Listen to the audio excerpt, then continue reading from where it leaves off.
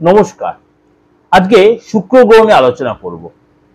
শুক্র গ্রহ হচ্ছে আমাদের বৈভবের কারক গ্রহ, গ্ল্যামারাসের কারক গ্রহ, উন্নতির কারক গ্রহ।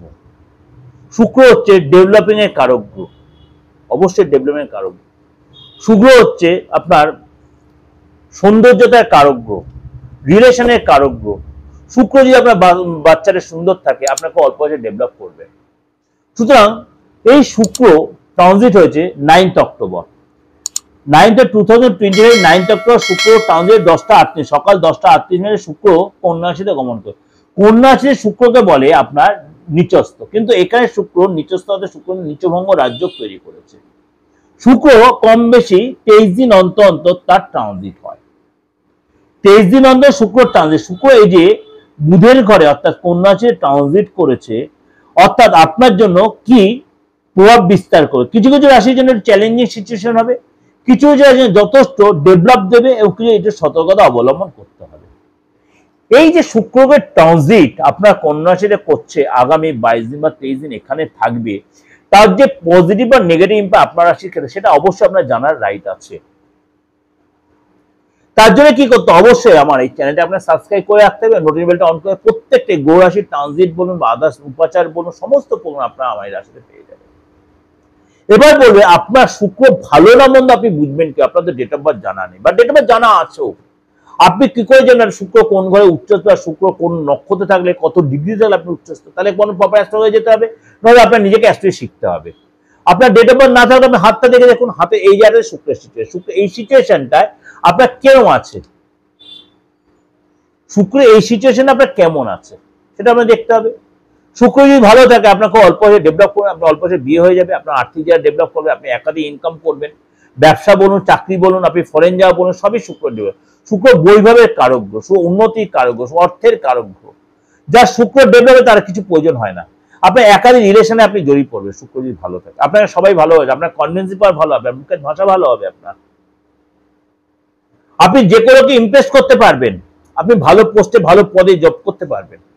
শেষ ভালো পদে চাকরি রবিটাও দরকার হয়, কিন্তু আপনার মধ্যে রবি ভালো বিষয় আপনার মধ্যে একটা ঔদ্ধত্য আছে, কিন্তু শুক্র ভালো আপনি লোককে ভালোবাসা দিয়ে জয় করে নিতে পারবেন। এই শুক্র তার যখন নিচ রাশিতে গমকে নিচভঙ্গ রাজ্য তৈরি করছে এবং কিছু কিছু রাশিতে সতর্কতা সের জন্য 12 রাশির ক্ষেত্রে কি এফেক্ট হয় চলুন জেনে নিন। প্রথম রাশি হচ্ছে জোডিয়াক সাইনের প্রথম রাশি হচ্ছে মেষ রাশি। শুক্র আপনার ষষ্ঠ ঘরে এই যে গমন করেছে 9th অক্টোবর, আপনার জন্য প্রতিযোগিতামূলক পরীক্ষায় আপনার কিন্তু অনেক বেশি সতর্ক সংযত থাকতে পারবে এবং আপনি যদি কোনো গ্ল্যামারাস জগতে থেকে না সেখানে তার সাকসেস, গ্ল্যামারাস জগতে থেকে থাকে সেখানে আপনি সাকসেস পাবেন এবং আপনার কিন্তু চ্যালেঞ্জিং সিচুয়েশন আপনি পড়তে, চ্যালেঞ্জিং সিচুয়েশন আপনার পড়তে হতে পারে। আপনার কোনো কাজে একটা সাকসেস হবে তা নয়, কিন্তু আপনি সোশ্যাল মিডিয়া লাইনে আছে, আপনি ইলেকট্রনিক্স মিডিয়াতে রয়েছেন, আপনি কোনো আইটি সেক্টরে রয়েছে, আপনি কোনো অর্নামেন্টস বা আপনি কোনো কস্টিউম এ ধরনের ব্যবসায়, আপনার প্রতি মুহূর্তে বাধা বা অবস্ট্রাকশনের সম্মুখীন হতে হবে, কোনো কাজ এক্সেলেন্স হবে না। আপনি বলুন নেট বা ইউটিউব বা এই ধরনের কোনো কাজ সোশ্যাল মিডিয়া জড়িত, আপনি প্রতিনিয়ত একটা বাধা আসছে, কাজের ডেভেলপিং আসছে, এটা হতে পারে। আপনার শরীর স্বাস্থ্য নিয়ে সতর্ক থাকতে হবে।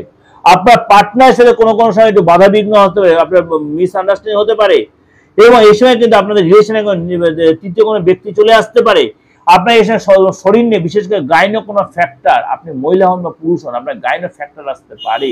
ভয় পাওয়াচ্ছি না, সতর্ক থাকতে বলছে। অবশ্যই জলটা বেশি করে খাবেন, সাবধানে গাড়ি চালাবেন, এক্সট্রা আপনি বিবাহিত এক্সট্রা কোনো রিলেশনে জড়িয়ে পড়তে পারেন।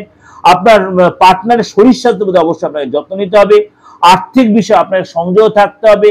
কোনো কারণে অতিরিক্ত খরচ, আপনি ইলেকট্রনিক কোনো আইটেম ভেঙে যেতে পারে, আপনার কোনো ইলেকট্রনিক গুডস আপনার নষ্ট হতে হারিয়ে যেতে পারে, আপনার পার্টনার সাথে ভুল বোঝাবুঝি হতে পারে। এগুলো কিন্তু আপনাকেই ম্যানেজ করে দিতে হবে। অবশ্যই সেগুলো যে সেই রকম পরিস্থিতি না তৈরি হয়, আপনাকে মাথায় সবসময় সেগুলো রাখতে হবে। সুতরাং আপনাকে আমি একটা কাউকে ভয় রাখলাম, আপনাকে সতর্ক সংযত করলাম, কারণ সাথে আপনি স্টেপটা বুঝে নিতে পারবেন। অবশ্যই ভালো থাকবেন, অবশ্যই আপনার যে ক্ষতি হবে না। আপনি দেখছেন যে কোনো এরকম কোনো প্রবলেম সাফার করছেন, নেগলিজেন্সি না করে কোনো অ্যাস্ট্রোলজার কনসাল্ট করুন, আপনাকে প্রপার গাইড দেবে। তাহলে একটা হিরে পড়ে নেবে, যার কোনো তা কিন্তু করবেন, তাহলে উল্টো লস হয়ে যাবে। এমন কিছু উপাচার আছে সেগুলো করলে আপনি রেজাল্ট পাবেন। ভালো থাকবেন, নমস্কার।